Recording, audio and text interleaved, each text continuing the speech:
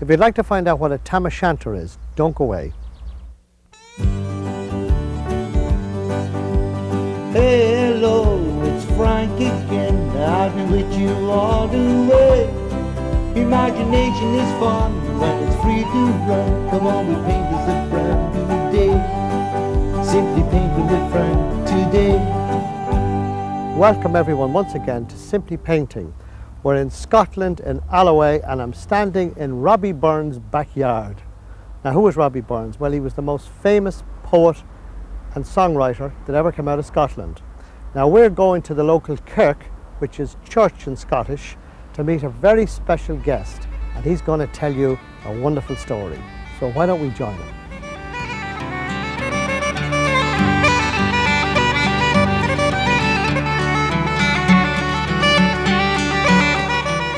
Well, we've arrived here in the churchyard, and beside me here is David Roy, who manages the local historical monuments around here, and he's going to tell you the story of Robbie Burns' tam o'shanter. This is a fearful tale full of ghosts and goblins. Tam o'shanter left here one night having had a very convivial evening with some friends, and his horse fortunately knew the way home and brought him past the old Kirk of Alloway, the old haunted Kirk of Alloway, and as he approached he heard music and dancing, and he got off his horse and tiptoed to the kirk and looked in the window and saw the most hellish sight. There were witches and warlocks dancing, and the music was provided by the devil sitting on the corner, and there was one witch with a short dress, and he was entranced by her, and he couldn't contain himself any longer, and he shouted, "Well done, Cutty Sark!" And in an instant all was dark, and the witches and the warlocks, they chased him from this kirk down the road to the brig. But Tam knew if he could get across the brig he would be safe, because witches can't cross water. But just as he was getting to the bridge, the witch with the wee dress caught the tail of the horse, pulled it off. The moral of the story is, if you're going to go out for a convivial evening with your friends, remember, what happened to tam o'shanter could happen to you. All things in moderation. Well, my goodness me, I'm terrified. We're going to go down and paint this bridge or somewhere around it. Well, I stopped shaking. Wasn't that a fearful tale? Well, let's head for the bridge. And thank you very much indeed. It's been a pleasure. It's been a pleasure.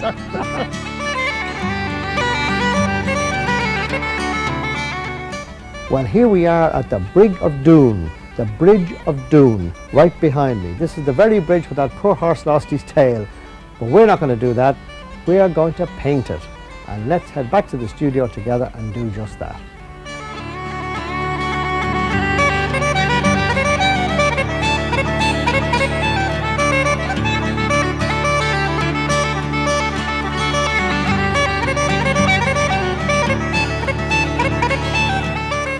Hello there. Hey, that was some story, wasn't it? Just straighten that out and we'll get at it. This is what we're going to paint this time. And we'll talk more about I didn't know that witches couldn't cross water. I don't believe that. I know some that can. I'm sure you do too. However, let's get to it. But before that, once again, quickly, we must run through the materials. And this time we're going to use 5. And they are alizarin crimson, burnt umber, lemon yellow, raw sienna, and cobalt blue. And we're going to have our white gouache here just in case. The other 3 we're not going to use this time, so let's put them away. We have 3 brushes. We've got the large goat hair, we've got the baby goat hair, and we've got the number 3 rigger, the nylon brush. Of course, we have a tray to put our paints out on, which we call a palette. Yes, very artistic. We got some pad of cloths, which we're going to use to control the water on the brush. We've got some water itself. And last, we have a sheet of paper which measures 14 by 10. It's longwise, therefore we're painting in landscape. So without further ado, let's do just that. Let's start off and we draw our horizon line. Okie dokie, so with your straight edge, off we go, stick in the horizon line. This time, it's just below the bridge. If you have a quick look at the picture, you'll see what I mean. Just below the bridge, okay? Right across, there we are. Always make sure your horizon line is straight. If it's not, the picture will be crooked. Certainly the water will. Now, this time we got a little more drawing to do because the bridge itself is the central point of this whole thing, isn't it? The bridge at Doon, yes. So let's look at that. Now, it's not quite in the centre. I changed it somewhat because I didn't like the bridge at Doon. It was a bit of a, it was off up in the air and it was all surrounded by trees and everything else. I wanted to see the thing. So we went at it from the other side, let's say. Yeah. There we are. There's the bridge at Doon. What famous film was that? Brigadoon. Do you ever hear that picture, Brigadoon? Yeah. And who was in Brigadoon now? There's one for you to think about. It was made about 1950 odd. In those years when they were making every second week to the new musical. I'm just drawing in very quickly the riverbank there. You see it? And then just to give us something to work with. And on the far side, it doesn't come down as much, just like that. That's enough of that. So I've drawn in a kind of an outline, haven't I, as I'm talking to you there. You don't have to do this. You can if you like. There it is. That's finished with the pencil. Now the next thing is, let's look at putting in the sky. So the next thing we've got to do is get our paints out. And first we put out the cobalt blue. Beside the cobalt blue, we put out the raw sienna. And beside that, we'll put out, oh, let's put out the alizarin crimson. How about that? There's those three there. And then down the bottom here, I get the top. Always put the top back on your paint. Murphy's Law. If you don't put it back on, it's surely the one you'll stand on or something. Put it back on. Ah, it's nearly. And now the last one is burnt umber. There it is. Right around the edge of your palette, and we're ready to go. Now, quickly, big brush into the water. Back to the picture again, and we see that it was a kind of a semi-cloudy day, wasn't it? If you remember, there was some nice wispy clouds, and so we start from the top with a wash of raw sienna and back and forward right across the whole thing. Look at that, right down to the top of the bridge. Now our next move now is to put some blue in that, which is the cobalt. And if you look back again, you'll see that the cobalt blue, the sky was breaking through a bit at the top there, wasn't it? And then it was coming down a bit like that. Maybe that's a little weak. Now let's, there we go. And another couple of dabs in here. Won't worry, we got more colour to put into this thing now in a minute. We're going to mix up some colour now, and we're going to take some of the blue, some of the raw sienna, and a bit of the alizarin crimson. Put the three of those together and you get a kind of a winey colour. Now you adjust it, so to speak. So you keep mixing in a little bit extra blue until it starts to turn into a bluey colour, see it? And that's what we're heading for. I rather like that. Test it on your paper, which is here on the left-hand side. Isn't that nice?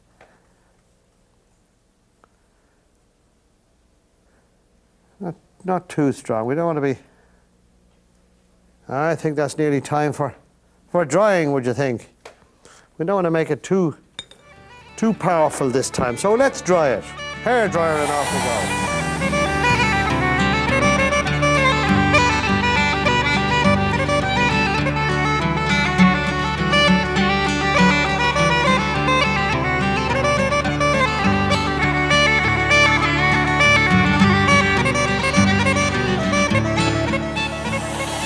Okay, that's enough of the hair drying. Anyway, did you figure out who was in the picture? A guy called Van Johnson. Did you ever hear of him? Another fellow called Gene Kelly. Right. That's it. That was Brigadoon. It was the story of a kind of a mystical place where nobody got old. Wasn't that it? Yeah. A Scottish place. Now, I've got the baby goat here. I'm going to stick in these mountains here in the background. See them? Oh, way up there. Yeah. There they go. Not too high, not too low. There you go. That'll do. So now let's give that a dry.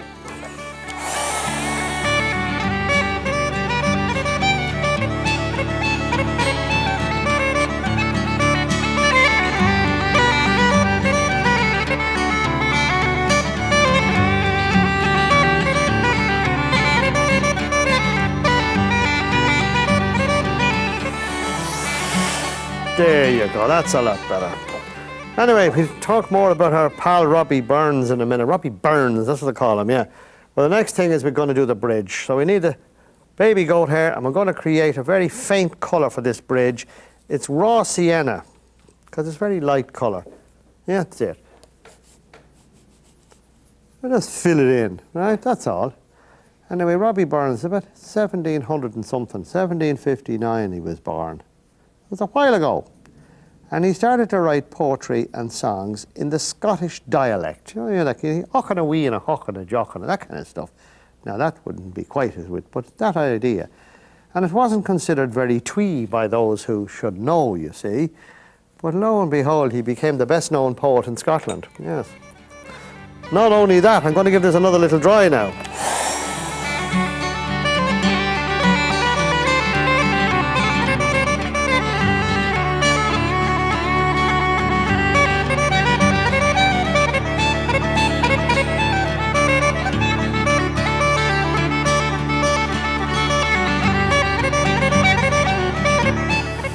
There we go. Not only that, he actually didn't write any music. He only wrote the words.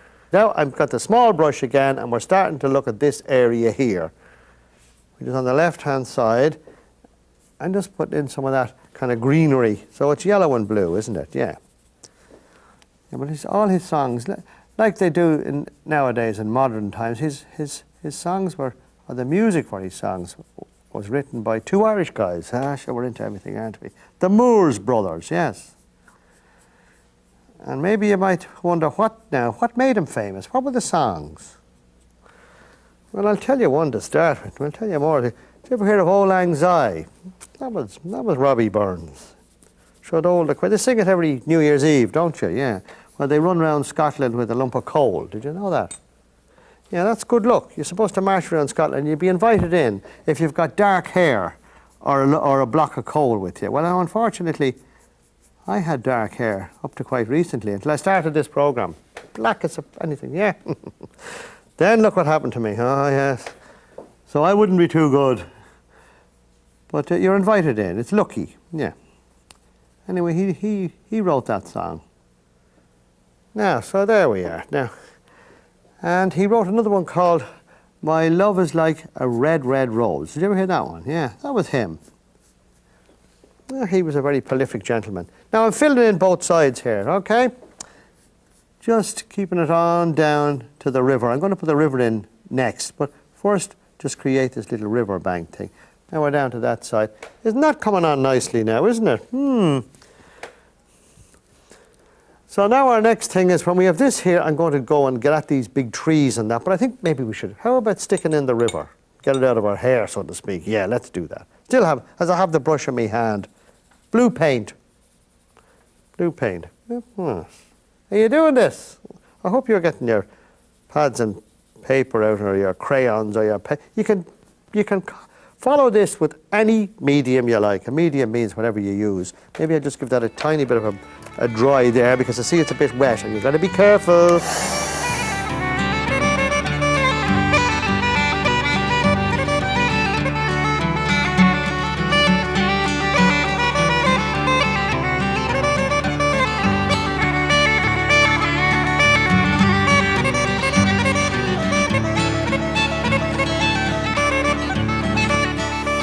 Yeah, that's better. Yes, he also did a song called The Curragh of Kildare, which is in Ireland. Now, the reason he did that, I'll let you into a little bit of scandal. See, I know he was married and all that, but he had a girlfriend in Ireland. And she lived where? She lived in the Curragh of Kildare, of course. And he wrote a song. And I will repair to the Curragh of Kildare. That was him. Oh, he was a mighty man. And actually, they actually have a party on Robbie Burns night, and they have toasts. They toast Robbie Burns, and they toast something else which I ate when we were in Scotland, and quite an unusual thing. It's called a haggis. Yes, doesn't have legs on it or a head. It's a kind of a balloon filled with meat. That's the best way to describe it, and oats and stuff. I think they put everything into it, and they give you this, and they boil it up. They boil it, yes. Sounds delicious, doesn't it? And they boil it up anyway, and they give it to you. And it's very nice, actually.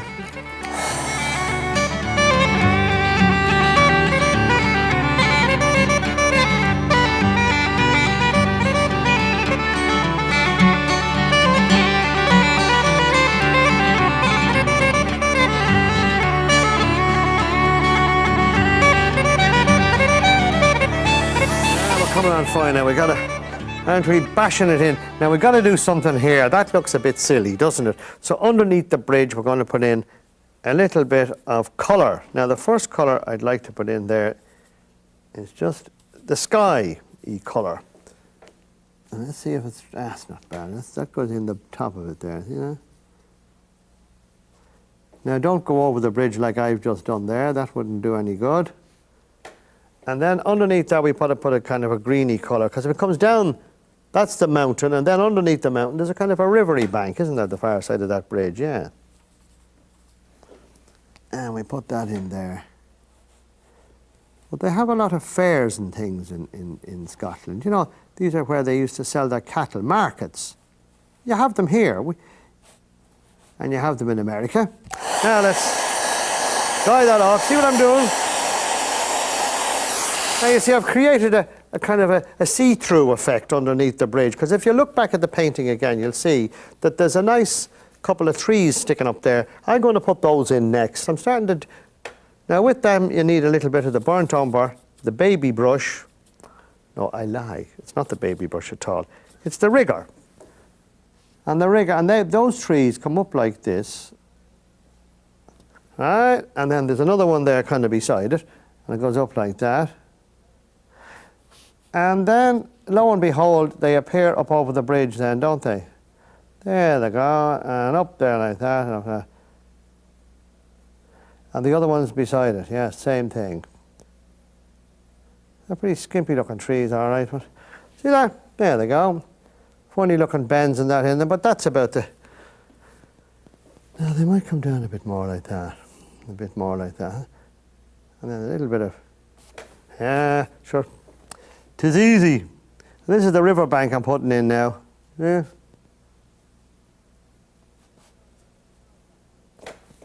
How's that now? Yes. Now while we're there, I'm going to do something else underneath this bridge. I normally save it for a bit later, but I thought we'd do it now. Come on. I'm going to put the underneath of the bridge in. So I'm just chopping off a piece like that. I'm waiting to see what happens when I fill this in. Now I take the blue and the brown. This is to create a three-dimensional effect with your painting. Because otherwise it just looks like the bridge is flat. You know, the Egyptians used to do that. They painted everything flat. We're not the Egyptians. That was early forms of paint. That's true, actually, they did though. If there was a lake and there was two swans on the lake, they'd paint the lake flat, and then they'd flatten the two swans on it. It would look exactly like that because they had no interest in perspective or in depth or any of that kind of thing. Now you're getting the idea there. You see, you'll see when I fill this in that all of a sudden this bridge will, see? I bring it on down the far side. See where the bridge is beginning to make sense now. And then of course if it's dark there, it'll be fair to assume that it'll be dark underneath the bridge as well, won't it? Now the other thing about this bridge is that there was a kind of a blocks along the top of it like that, wasn't there? It was joined where my man and his horse came. God, he was lucky to get across the bridge, yeah. The witch not able to... What does the word tam o'shanter mean as well? I looked it up, and believe it or not, it actually means a cap with no peak on it. So I don't know what that's got to do with what we were talking about, but just for your information. You know, now look at that. Then we put a few little blocks in the bridge that just do little scrapes of the brush. See, we got a bridge, haven't we? Okay, now we're going to get at this side here. It's time for getting at the big lad, yes. I always save the big job till last, he says. Now let's get some of the raw sienna, some of the lemon yellow and the blue. Not too dark to start with. And let's go here. It takes a little time to do this, you see.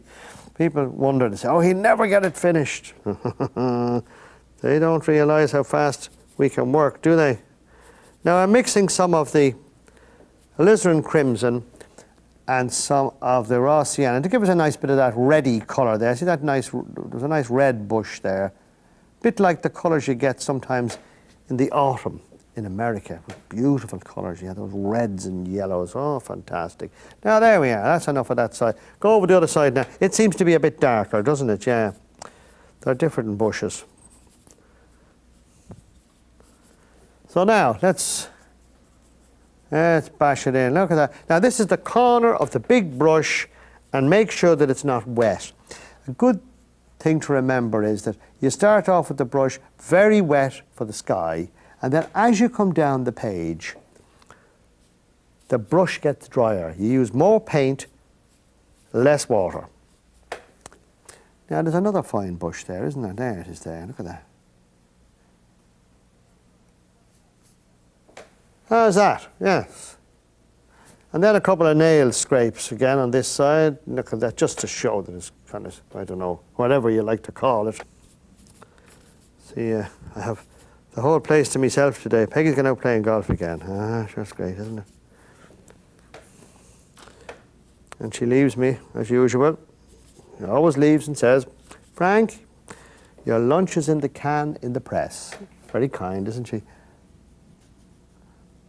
Said that before, and somebody actually wrote, by the way, thank you, somebody wrote and gave Peggy some recipes. Yes, things that I should have for my lunch. How very kind of them to be thinking of me now. So if you're looking in, thanks for the recipes. I'm hoping to get some of them next week. Now, I'm just coming down here. Now the next thing is, put that away, get the small brush out. Now we're going to put in some of these shadows and things here. We're starting to get down towards the bottom of this. And a little bit of shadow there. This is just down along the river banks here. Now as well as that, we've got to put in a little bit of reflection there, a little reflection there. Now the next thing is, you see those colours that are there? We've got to repeat them in the water. See them?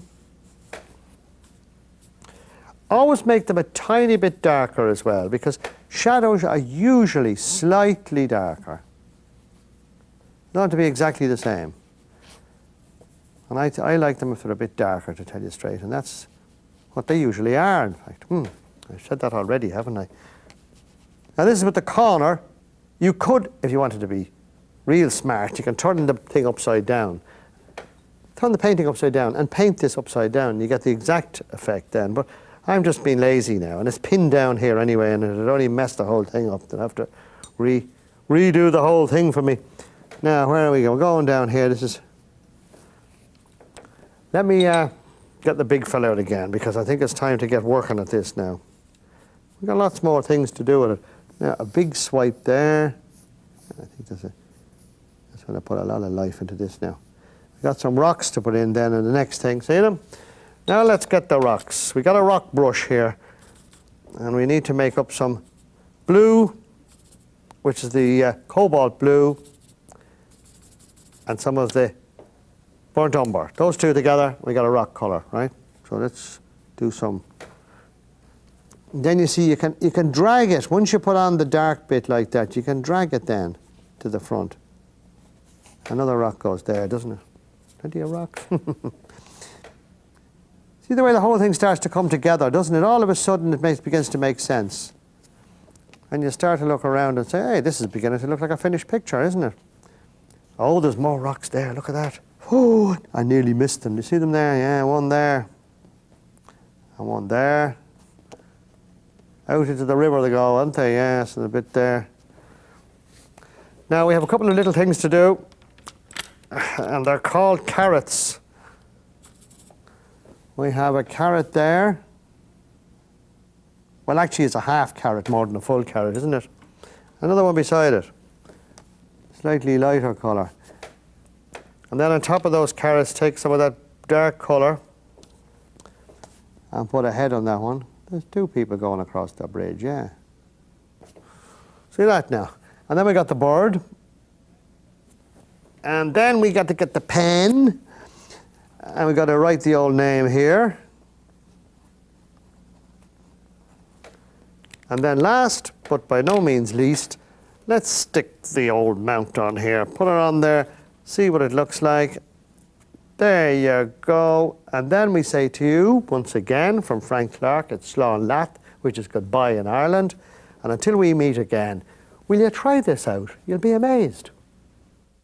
For more information, visit our website at www.simplypainting.com. Slán Leat, to you my friends on till we meet again somewhere. Send a card or two, I'll be thinking of you, and I'll be hoping we'll be back real soon. But until then, let me say, my friends, the pleasure was all the way, and if heart's on your mind, I'm not hard to find. Sure, we can do it again one day, simply painting with Frank today.